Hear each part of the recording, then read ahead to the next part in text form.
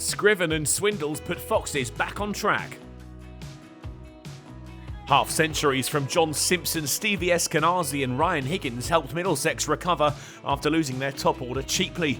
Middlesex up to 293 for 8 at the end of the first day at the Uptonsteel County Ground, the hosts already chasing the game.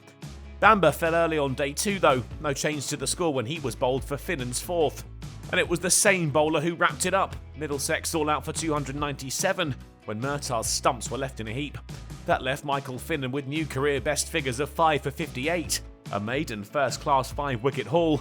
Middlesex unable to really build on their overnight total, Leicestershire in with a sniff now.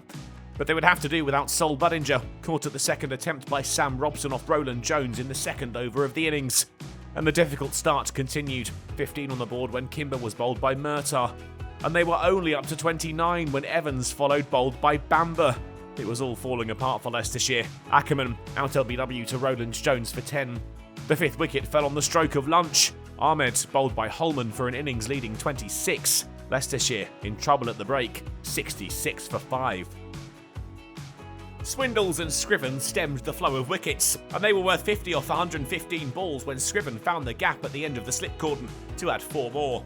The pair marched on, matching each other stride for stride, and it wasn't long before they moved to 150, with the shot of the innings so far from Harry Swindles. With a single off Holman, Scriven moved to 50 off 97 balls, his first for the Foxes. The little dab for 1 moved his partnership with Swindles to 100. And with the last ball before tea, Swindles did the same, his 50 up from 133 balls. Leicestershire heading into the break, trailing by 112, the score 185 for 5.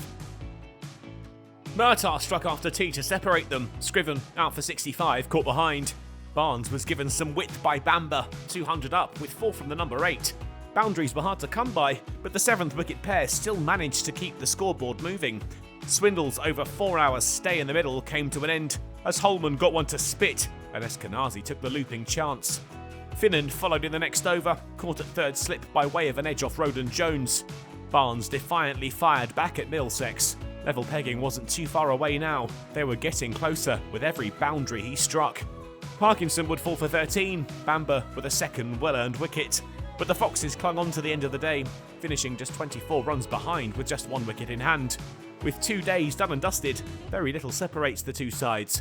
Middlesex have been slightly stronger, but some important knocks from Swindles and Scriven have put Leicestershire back on track. They could very well draw level with their visitors when they return on day 3.